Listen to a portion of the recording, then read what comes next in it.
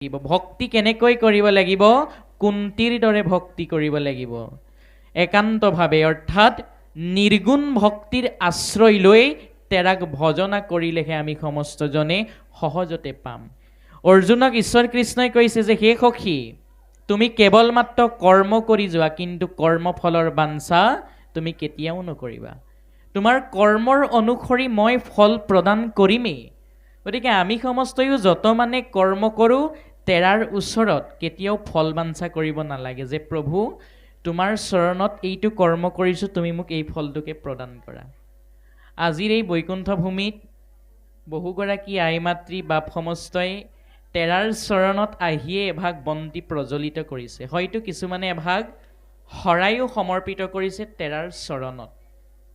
কিন্তু যিগৰাকী আই মাতৃয়ে হওক বা বাপেই হওক, তেৰাৰ ওচৰত বন্তিগছ প্ৰজ্বলিত কৰোঁতে, শৰাইভাগ সমৰ্পিত কৰোঁতে মনত এই ভাৱটো লৈছে যে হে যদুপতি, তোমাৰ চৰণত বন্তিভাগি প্ৰজ্বলিত কৰিছোঁ, তুমি মোৰ পৰিয়ালটোক চাবা, পৰিয়ালটোৰ সন্তানটিক ভাল এটা চাকৰিৰ যোগান কৰি দিবা।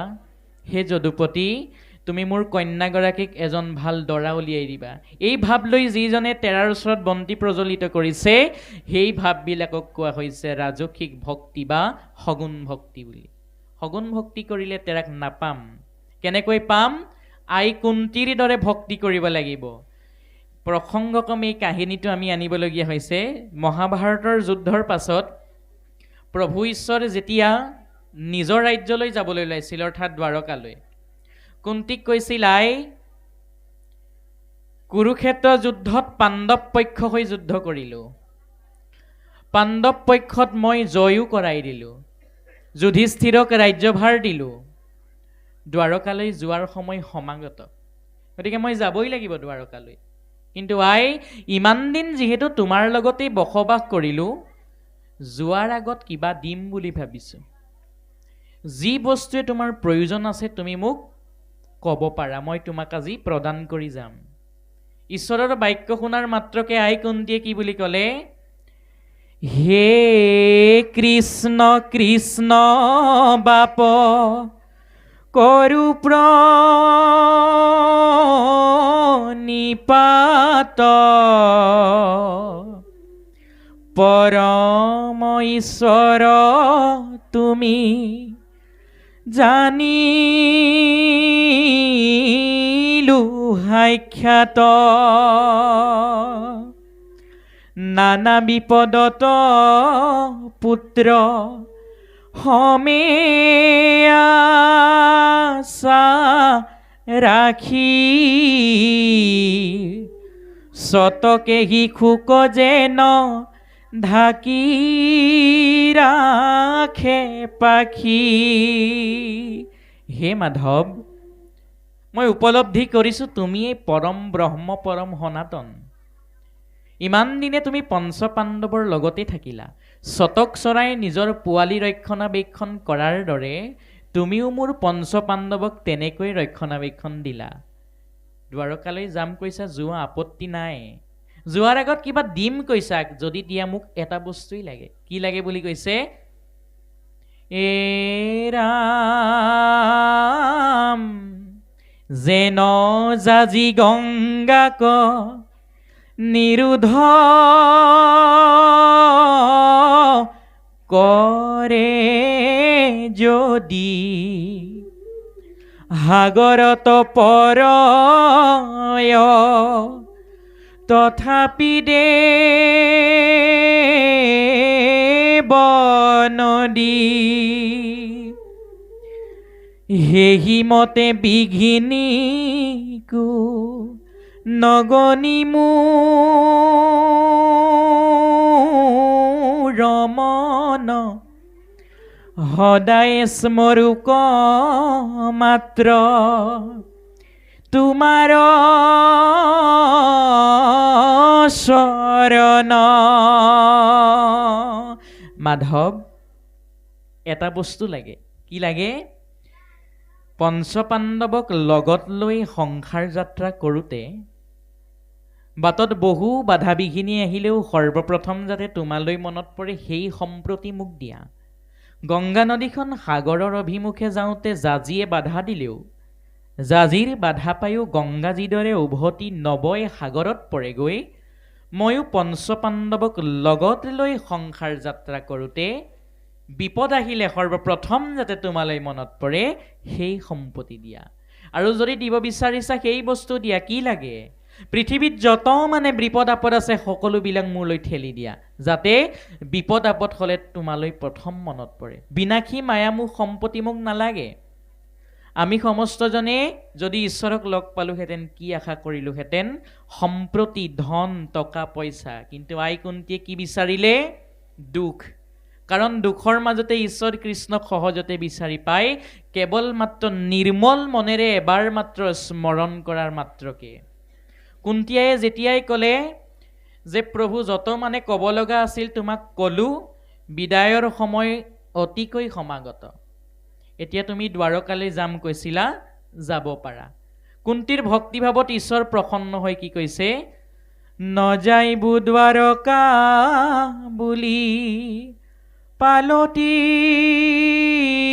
লাহৰি, দুনাই গৃহে পখিলা কুন্তি কয়া কৰি। কুন্তীৰ ভক্তিভাৱে দ্বাৰকালৈ যাবলৈ ওলোৱা সেইজন যদুপতিকো পুনৰ উভতাই আনিবলৈ সক্ষম হৈছে। এয়াই হৈছে ভক্তিৰ বান্ধোন, যিজনাই ঈশ্বৰক স্বয়ং সেই মায়াৰ বান্ধোনে স্পৰ্শও কৰিব নোৱাৰিলে, কিন্তু ভক্তিৰ বান্ধোনে স্পৰ্শ কৰিলে, বান্ধি পেলালে ঈশ্বৰক ভক্তিৰ বান্ধোনেৰে। গতিকে আমি সমস্তয়ো ভক্তিৰ আশ্ৰয় ল'লেহে যদুপতি ঈশ্বৰ কৃষ্ণক সাক্ষাতে দৰ্শন পাব পাৰিম, নহ'লে কিন্তু কেতিয়াও নোৱাৰো। গীতাশাস্ত্ৰৰ দুলৰী চন্দত কৈছে যে অৰ্জুনে ঈশ্বৰ কৃষ্ণক কৈছে মই যুদ্ধ নকৰোঁ। কিয় যুদ্ধ নকৰোঁ? এৰাম শোকমোহ মন, দহে ইন্দ্ৰিগণ,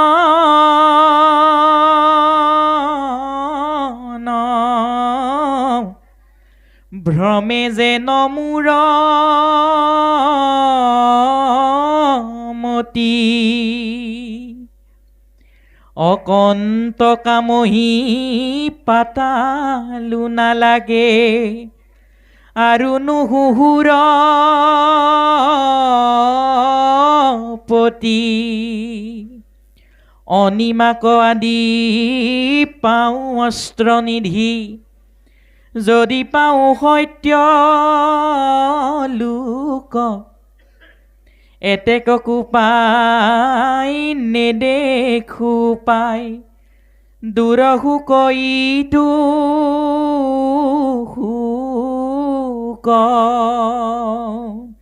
অৰ্জুনে কৃষ্ণক কৈছে যে প্ৰভু, মই মোৰ বংশৰ সকলোকে দেখাৰ মাত্ৰকেচোন মোৰ শৰীৰটো থৰ শৰীৰ কম্পমিত হ'ব ধৰিছে।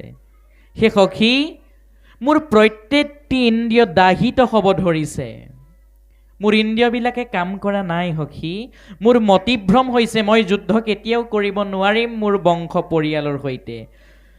হে যদুপতি, মোক পাতালো নালাগে, মোক ধৰাধামৰ ৰাজ্য সুখো নালাগে, আনকি মোক ইন্দ্ৰৰ আসনো নালাগে, অৰ্থাৎ মই স্বৰ্গৰ অধিপতিও নহওঁ, মই যুদ্ধও নকৰোঁ। মোক যদি তুমি স্বৰ্গৰ আসনো দি দিয়া, ইন্দ্ৰৰ আসনো যদি মোক প্ৰদান কৰা, তথাপিতো কিন্তু মই সখী আজি কেতিয়াও যুদ্ধ কৰিব নোৱাৰিম, মোক ৰাজ্য সুখ একোৱেই নালাগে।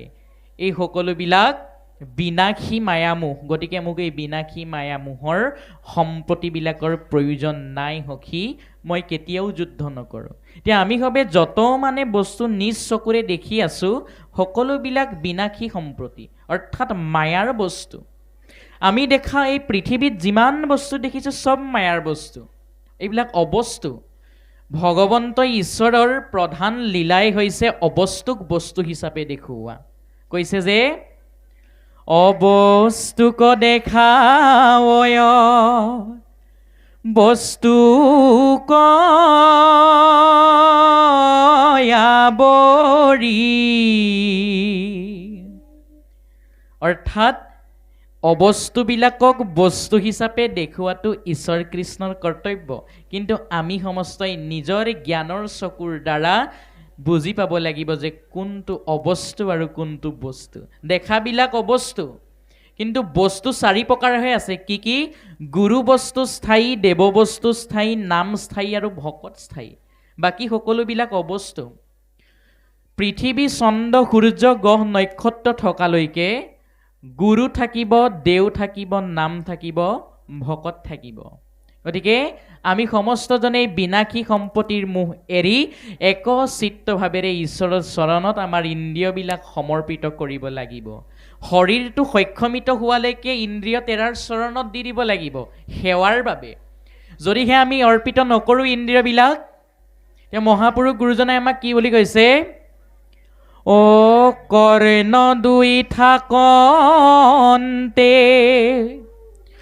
নুশুনিলো হৰিৰ কথা, দুই গোটা গৰ্তৰ ভাৰ বহিলো মিছা। কাণ দুখন দিছিল তেৰাৰ নাম শুনিবলৈ, আমি নুশুনিলোঁ। আমাৰ কাণ দুখনক দুটা গাত ভাৰ বৈ থকাৰ দৰে হ'ল বুলি মহাপুৰুষে কৈছে। তাৰ পাছত কৈছে কি?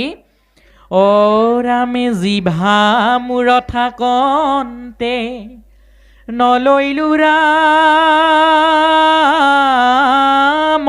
নাম,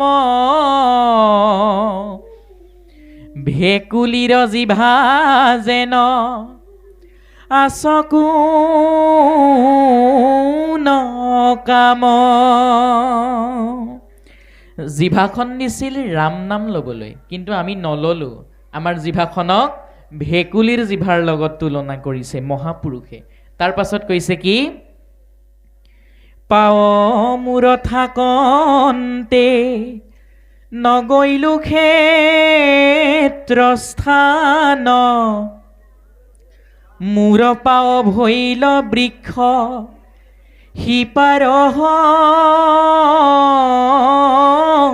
মান। ভৰি দুখন দিছিল সাধুৰ সংগলৈ যাবলৈ, ভকতৰ সংগলৈ যাবলৈ, আমি নগলোঁ। আমাৰ ভৰি দুখনক বৃক্ষৰ শিপাৰ লগত তুলনা কৰিছে মহাপুৰুষে। তাৰ পাছত কৈছে কি? কৃষ্ণ কৃত নকৰিয়া ভৈলো বৰ বৰ, ইটো শস্ত্ৰ বাহু মিছা মৃত কহবৰ। হাত দুখন বাহু দুটা দিছিল তেৰাৰ চৰণত ভক্তি কৰিবলৈ, কিন্তু আমি নকৰিলোঁ। আমাৰ বাহু দুটা, আমাৰ হাত দুখনক মহাপুৰুষ গুৰুজনাই মৃত বুলি ঘোষণা কৰি দিছে। গতিকে যেতিয়ালৈকে আমাৰ ইন্দ্ৰিয়বিলাক সক্ষম হৈ থাকিব, তেতিয়ালৈকে গুৰুৰ সেৱাত, ভকতৰ সেৱাত আমাৰ এই ইন্দ্ৰিয়বিলাক আমি সমস্তজনে সমৰ্পিত কৰিবই লাগিব। ভক্তিৰ যোগেদিহে ঈশ্বৰ কৃষ্ণক আমি পাম, নহ'লে কিন্তু কেতিয়াও নাপাওঁ। অৰ্জুনে কি বুলি কৈছে? এ ৰাম অৰ্জুনক চাই কৃষ্ণে বুলিলন্ত, অল্প কৰি হাঁহি হাঁহি যত হুক নাই তাত হুক কৰা, মই বাধু বাৰম্বাৰ পণ্ডিতো নোহোৱা বাদ মাত্ৰ কৰা, প্ৰজ্ঞা ৰাখায়া পুনাৰ।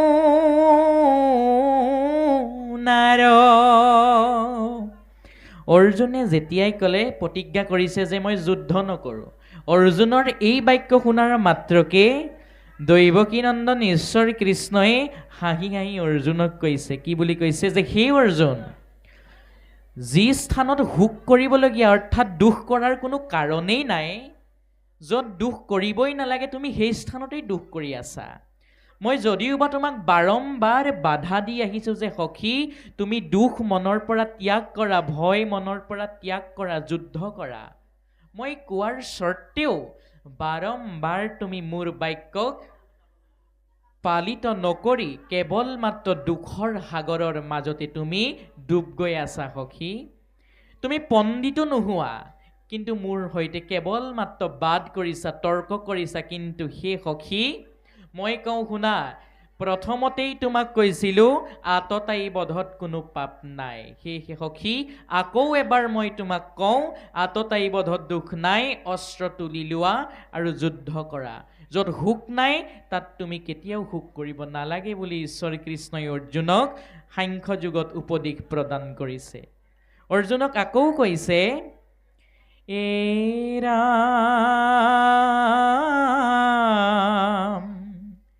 পন্থে থাকে জৰি, সৰ্প হেন পৰি, পুৰুষে ভয়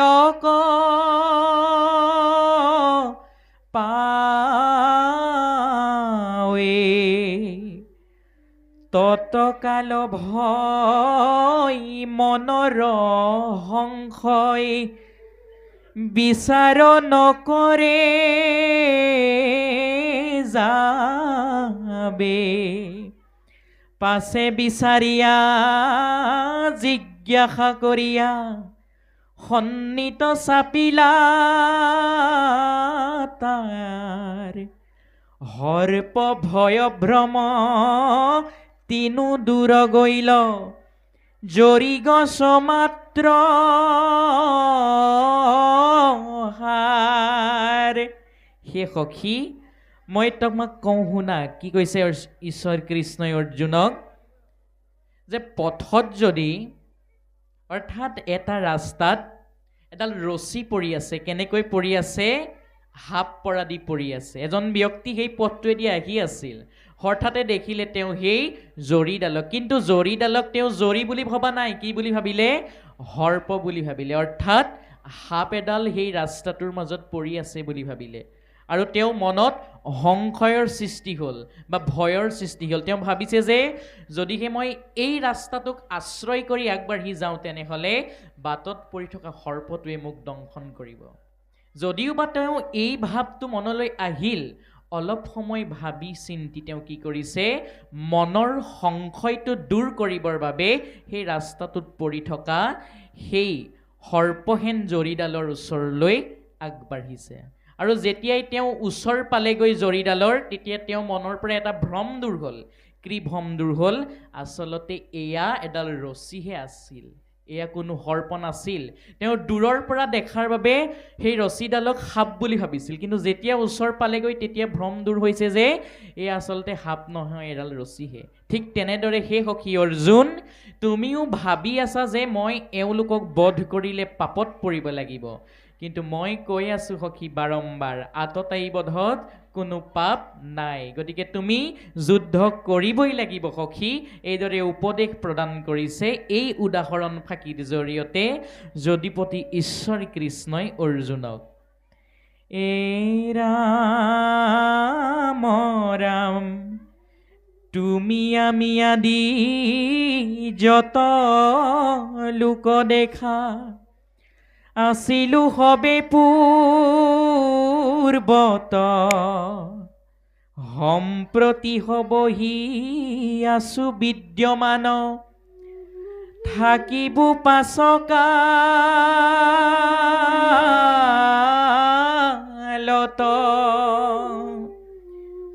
বুলিয়া ঈশ্বৰে জন্ম মৃত্যু শূন্য, তুমি থাকা সৰ্বদাই,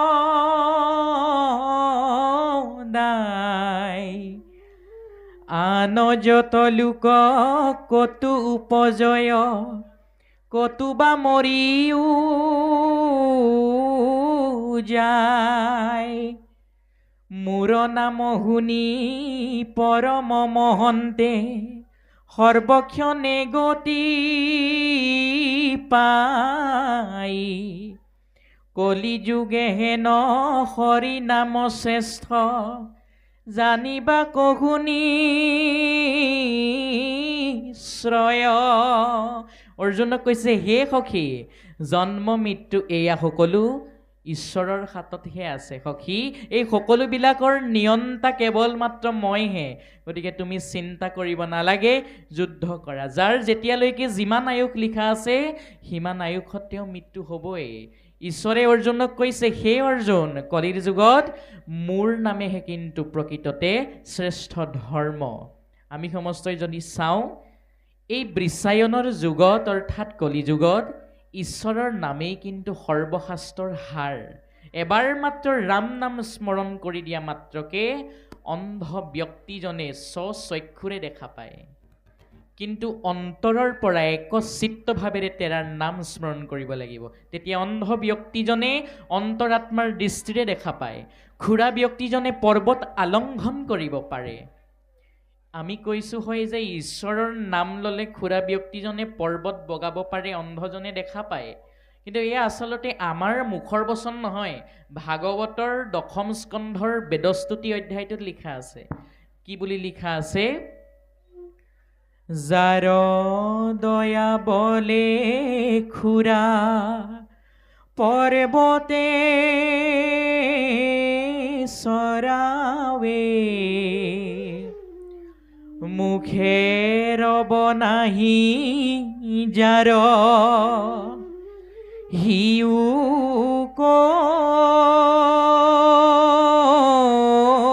বিহুৱে, হেনয় পৰমানন্দ বন্ধু মাধৱক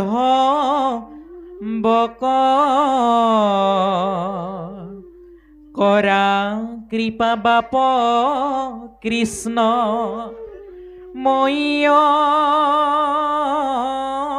জ্ঞানিক।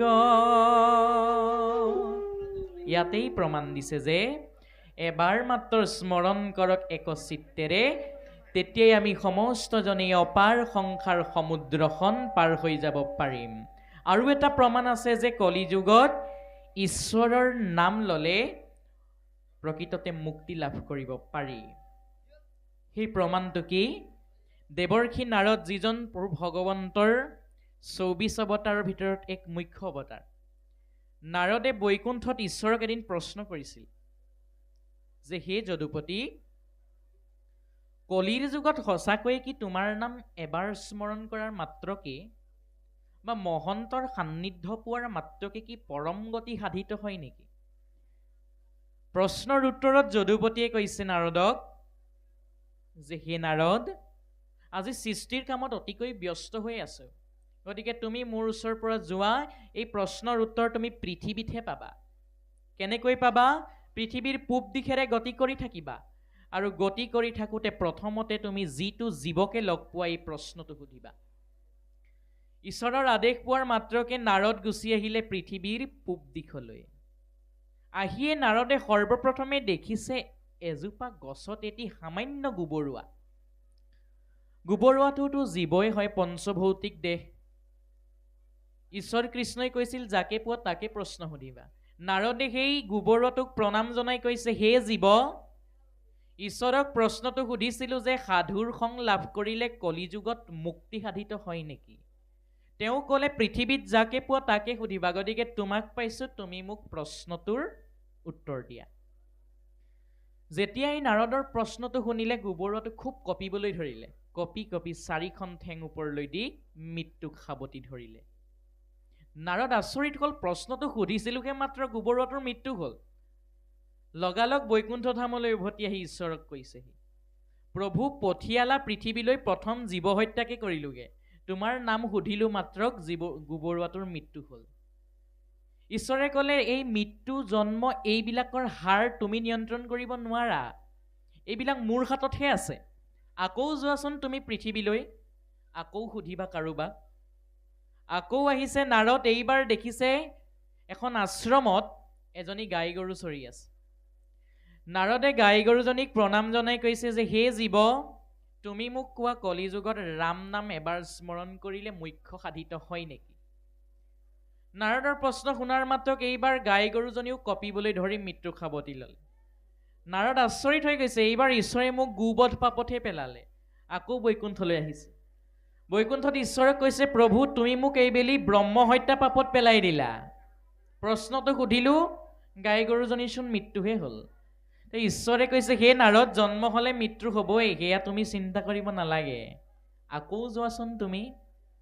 নাৰদ আকৌ আহিছে। এইবাৰ দেখিছে এখন আশ্ৰমত এটি শিশুৱে খেলি আছে।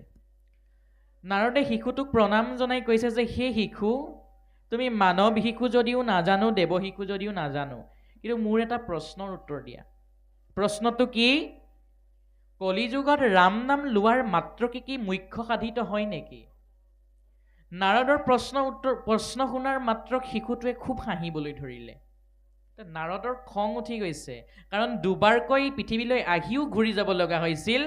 তৃতীয়বাৰ অহাৰ পাছত আকৌ শিশুটোৱে হাঁহি হাঁহি নাৰদক অপমান কৰিছে। নাৰদৰ বহুত খং উঠিলে, কিন্তু খং উঠি থকাৰ সময়তে নাৰদে প্ৰশ্ন কৰা সেই শিশুটো আকাশলৈ উৰি গৈ এজন দিব্য পুৰুষলৈ ৰূপান্তৰ হ'ল। আৰু নাৰদক প্ৰণাম জনাই ক'লে, সেই দেৱৰ্ষি নাৰদ, প্ৰশ্নটোৰ উত্তৰ মই তোমাক দিওঁ শুনা।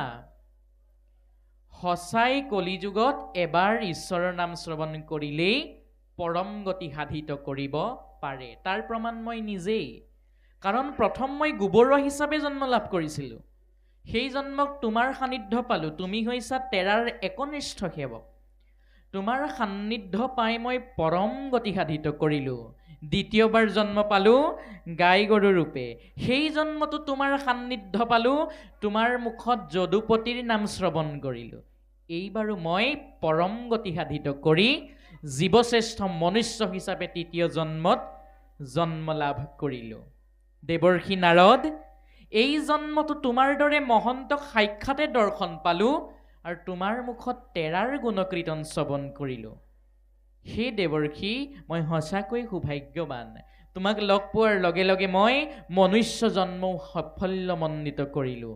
মই এতিয়া বৈকুণ্ঠত স্থান পালোঁ দেৱৰ্ষি নাৰদ। এনেদৰে কৈ সেই শিশুটো অন্তৰ্ধান হৈ গ'ল। নাৰদৰ মনৰ পৰা এতিয়া ভ্ৰম দূৰ হৈছে কি? সঁচায়ে কলিযুগত এবাৰ মাত্ৰ ৰাম নাম লোৱাৰ মাত্ৰকে সহজতে তেৰাক পাই যায়। সেইকাৰণে কৈছে যে, মৰা কুজিয়া এইটো অমৃত ঔষধ, হেন নাম নধৰিয়া পুনি যায় অধ, শুনা যেন গুণ আছে ৰামৰ নামত, উচ্চাৰণতে উপজে কলিত যত পুণ্য। ৰাম নামৰ ইমানেই মহিমা, কলিযুগত এবাৰ মাত্ৰ শ্ৰৱণ কৰিলে হৈ যায় তেৰাৰ নাম।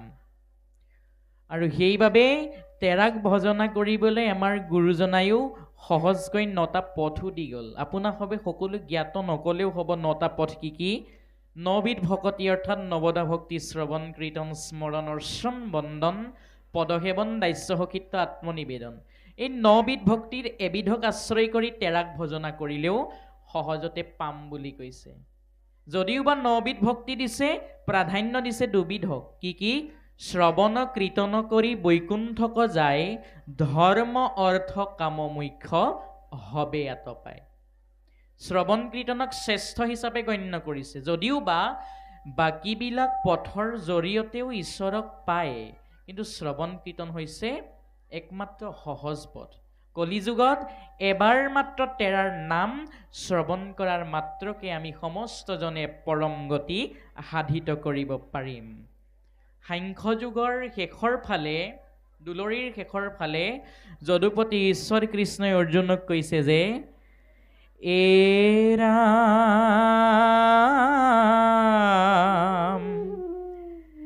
যেবে বুলা বাইক্ল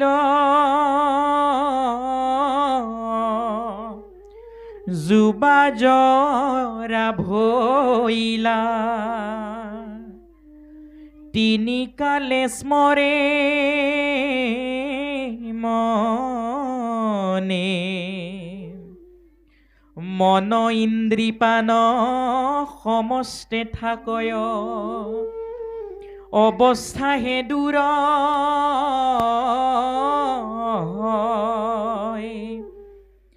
আতুহে হিমতে হৰি ৰেখে নষ্ট আত্মাৰ বিনাশ নাই। অৰ্জুনে কৃষ্ণক কৈছিল, যদুপতি কেনেবাকৈ পিতামহ ভীষ্মক যদি মই যুদ্ধ কৰি পৰাজিত কৰি মৃত্যুবৰণ কৰাওঁ, তেনেহ'লে তেৰাৰ আত্মাক মই মৃত্যুদণ্ড দিয়াৰ মাত্ৰকে মই নৰকৰ যন্ত্ৰণা ভোগ কৰিব লাগিব। তাৰ উত্তৰত যদুপতি ঈশ্বৰ কৃষ্ণই অৰ্জুনক কি কৈছে, হে অৰ্জুন, জীৱ এটা মৃত্যু হোৱাৰ পাছত কেৱল মাত্ৰ অৱস্থাটোহে সলনি হয়, কিন্তু আত্মাটোৰ কেতিয়াও মৃত্যু হ'ব নোৱাৰে। আত্মাৰ বিনাশ নাই বুলি কৈছে।